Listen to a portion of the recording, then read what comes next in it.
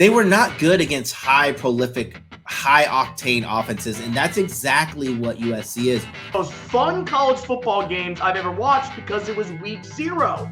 Now we just need to be on the right side of both those bets, and it'll be a great opening week. But like I say, time in and time again, I think we're going to see 2 good performances here from Notre Dame, from USC, not over the top, blow your mind performances. Welcome into a week 0 college football edition of What's the Spread? Miles on Sports here, Mr. Brad Thomas, getting ready for our first slate of college football action here in the 2023-24 season. It's almost unbelievable, right? Like we think about college football and the off season and everything that happens and how we kind of, some people get overly excited. Like I'm one of those. When I see an Alabama player pass a wide open 15-yard post route, I am like, wow, this guy's going to be the next big thing. But now we actually get to see real college football on the field, best on best, pad on pad. I told my wife, I said, listen, starting this weekend, this is the nicest you're going to see me all year. I'm in a good mood constantly because college football is back. And let me just say, too, about week 0, for those who don't know or are not familiar, week 0 originated kind of out of nowhere by itself. And it just started with a couple of non-marquee games here and there. Yeah. And then there was one year where we got Miami and Florida in week 0. And it was one of the most fun college football games I've ever watched because it was week 0. Now, we get Notre Dame and Navy on Saturday that we're going to talk about, but let's be real. Notre Dame and Navy just doesn't really get me all that excited. Week 0 needs just at least one marquee game that we can all really get behind, like that Miami-Florida game that we got in Orlando. That was awesome. But I'll take what I can get. Yeah, no, it needs at least one marquee game. And, having to look over this, like, obviously I've looked at the lines a million times because I'm a bettor. But, like, we are about to act like, Miles, we're going to pretend that Navy, Notre Dame in Ireland is the biggest game of the year because it's going to be the biggest game of the weekend.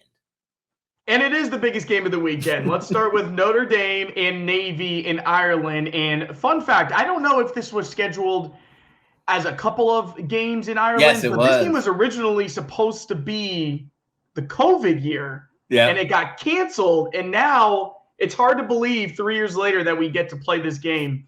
So here we go. Notre Dame, 20.5-point favorites against Navy in Ireland. Navy's coming in with a new head coach, Brian Newberry. Notre Dame's got a lot to prove. New quarterback in Sam Hartman. What are your first thoughts? Yeah, so when I was looking at this game, as someone who loves betting on soccer in Ireland, I know the first thing you have to do, it's more important in Ireland than it is in anywhere else in the world, and that's look at the weather and specifically look at the wind. While some people might be afraid of the constant wind, it's not all that drastic to where I'm too afraid to back an air attack of Notre Dame. The wind should be about 10 to 15 miles per hour. It's not going to be all that heavy of wind, of rain, mostly drizzle. I'm looking, while I don't love this number, I am looking at Notre Dame. The first bet of the week that I made is Notre Dame minus 20.5. It's one of those situations where when I look at this game, I can't rightfully bet Navy. And a lot of it has to do with, you think about Navy and where they struggled last year was against defending explosive pass plays. They were about 130th EPA against the pass, really bad and explosive pass rate on defense. Well, maybe if this was Notre Dame of last year or even the year before that, now they're playing against a Notre Dame team who brings in one of the best vertical threat quarterbacks in college football in Sam Hartman, and that's backed up not only objectively but subjectively as well. I think that this is going to be a fun game for Notre Dame fans because they're going to see Sam Hartman connect with Jaden Thomas on again, and they have a good running game. I want to see what your thoughts on this one, Miles. Yeah, Sam Hartman broke records in the ACC. He was great with Wake Forest, threw 38 touchdowns last year. And this really might be the missing piece that Notre Dame has been looking for in this offense. I think we see a Yes. much different style of play here under Marcus Freeman in year 2. And I honestly think they're going to pull out all the stops. I don't think they're holding anything back here for the Fighting Irish. I think it's an all-out passing attack. I love Sam Hartman coming into this. I'm not afraid of the number, even though and I like how you put that. You can't be afraid of the 20.5 here. No. I can't really justify backing Navy. And this is coming from a Navy team that was within 3 points of beating Notre Dame last year. Yes. But it's an entirely new season, and I really think the quarterback makes the difference for Notre Dame here. I think Sam Hartman is that good because Notre Dame has had their transfer quarterbacks in the past. Yes. And they've had these guys brought in the past, but nobody like Hartman. Hartman elevated the Wake Forest program for years. And that is not easy to do. It's a very difficult task because he is that good. So I like Notre Dame here minus 20.5. And additionally, I like Sam Hartman here to hit his passing yards over 233.5. I think Hartman could have a 250, 275-yard passing game here. I'm not afraid of the weather. I think Notre Dame really wants to see what they have in this passing attack because they know they can run the football. Notre Dame has always been about establishing the run, but what do they have through the air? Yeah, when watching the, what do they call it, the blue and gold or navy and gold game, whatever their spring game is, like I draw a blank on the name, but Notre Dame spring game, I actually watched the spring game like 3 times, and it was mainly because I was trying to find clips of Sam Hartman and how he's going to gel in that system, and they attack deep a lot in that spring game, and I think they're going to do the same against Navy. But you said something that really resonated with me, Miles. It's like being afraid of the number, or if you were a bettor and you were asking yourself, would you be more comfortable betting Notre Dame minus 20.5, or would you be better on a Navy team at plus 20.5 with a new coach kind of changing up what they're going to do? They're not going to run the triple option as much. I just think there's so much uncertainty with this Navy team who wasn't good last year. They did play Notre Dame tough, but I think Notre Dame has the advantage not only with the quarterback, Miles, but let's talk about that offensive line and defensive line. It's just going to be a size and speed difference on the line. So I think Notre Dame wins this in the trenches and vertically. And I think Notre Dame pulls away here late, third, fourth quarter. Both teams are going to try to feel each other out. They're in a different country. The weather might be a little rocky, but the talent will win out. All right, let's go ahead and move over into the next marquee game of the weekend that nobody will be able to watch because it is going to be on the Pac-12 network, which is also a conference that may never exist again. Just unbelievable.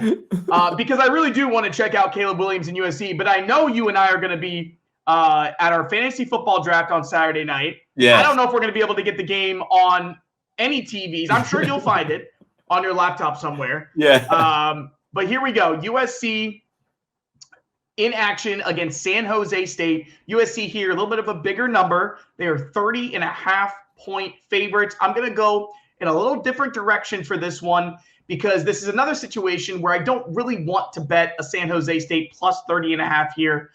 But it's also a very large number, and there's no telling what USC is going to do and what Lincoln Riley is going to do once they're already up by 30 points. So this is where I like to go ahead and pivot and take USC first half minus 18.5. I know that we're going to be a few drinks in here for our draft day. Notre Dame, Navy will already have been done. And this is where I just like to hammer these large first half spreads. That way I don't have to worry about it. You know that Lincoln Riley sees this as a one-half game. He's not going to risk injury here with Caleb Williams. So I like the Trojans to cover first half spread. Yeah, I'm kind of in agreement with you here. I'm playing it differently, though. I'm taking USC team total over 47.5 points. Well, I've said this multiple times already this week. It's not an ideal number for a home opener. I'd want 44.5. So if you guys are kind of bearish on taking that and you don't want to bet this, you could get it live probably when the game starts 44.5. They'll change that number really fast. But why I like this, San Jose State, while they weren't awful for their conference, they were not good against high prolific, high octane offenses. And that's exactly what USC is. USC was second in EPA offense, and they were fifth in scoring offense last season. I think San Jose State's going to have a lot to chew. But what you said, Miles, too, also kind of correlates with why I'm not taking the spread, and why I also don't mind taking the team total, is that if USC's up by 21 at halftime, we don't know what we're going to see from them defensively. We don't know what we're going to see from San Jose State going after it. But one thing I do know is the points are going to keep coming, whether we like them or not. They're going to be coming from somebody, and I think USC is going to have to keep throwing the rock. So I like that. I like the live look more than I do the actual spread. But we have to be real. This is Caleb Williams, reigning Heisman Trophy winner, throwing to probably the second, maybe third best wide receiver core in college football. So we could see a lot of fireworks in this game. And guess what? It's LA. The weather is always great. So this is going to be a fun game. I hope that when we are like knee deep in 25 adult waters, we can find this game somewhere and play some bets and have a good time with it. And I think we're going to see two good performances here from Notre Dame, from USC, not over the top, blow your mind performances. But I think that both teams are going to show out. It's all about the quarterbacks in college football, Brad. How many times have we said that before? If you've got talent at that position, it makes a huge difference. And I think we can take advantage of these week 1 lines here and make a little bit of money in week 0. One of these teams is going to score 50 points. It's just inevitable with the quarterback play and the explosiveness that these quarterbacks possess. Now we just need to be on the right side of both those bets, and it'll be a great opening week. But like I say, time in and time again, it's a marathon, not a sprint. Week 0 is precisely that. It's a chance to get your feet wet, put a little bit of alcohol on your tongue while you're watching real live college football. So don't overdo it, I would say, in terms of betting. But I know that me and you are going to be together watching a ton of college football, even if we're just watching Ohio. It's still going to be good. Can't wait. Man, with that being said, everyone, if you are watching us on YouTube, make sure you press the like button, ring the bell so you're notified when we have a new show. And if you are watching or listening in podcast form, be sure to rate and subscribe. For Miles Markiewicz, I'm Brad Thomas. Talk to you soon.